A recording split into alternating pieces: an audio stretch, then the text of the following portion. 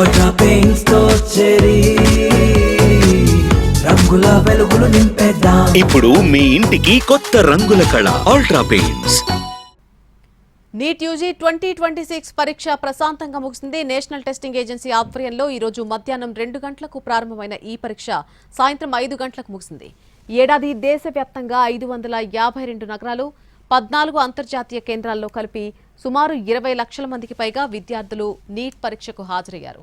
పరీక్ష నిర్వహణ కోసం ఎన్టీఏ కట్టుదిట్టమైనటువంటి ఏర్పాట్లు చేసింది. విద్యార్థులను ఉదయం 11 గంటల నుంచే పరీక్షా కేంద్రాల్లోకి అనుమతించారు. మధ్యాహ్నం 1 గంటన్నరకు గేట్లు మూసివేసి ఆ తర్వాత వచ్చిన వారిని లోపలికి అనుమతించలేదు. పరీక్షా కేంద్రాల వద్ద డ్రెస్ కోడ్తో పాటు ఇతర నిబంధనలు కూడా కఠినంగా అమలు చేశారు. అడ్మిట్ కార్డు, ఫోటో, ప్రభుత్వ గుర్తింపు కార్డు ఉన్న వారిని క్షుణ్ణంగా తనిఖీ చేసి లోపలికి పంపించారు. విద్యార్థులకు 1:45 ప్రశ్నాపత్రాలు, ఓఎంఆర్ షీట్లు అందజేసి 2 గంటలకు పరీక్ష ప్రారంభించారు. పరీక్ష ప్రశాంతంగా ముగియడంతో విద్యార్థులు వారి తల్లిదండ్రులు ఊపిరి పీల్చుకున్నారు.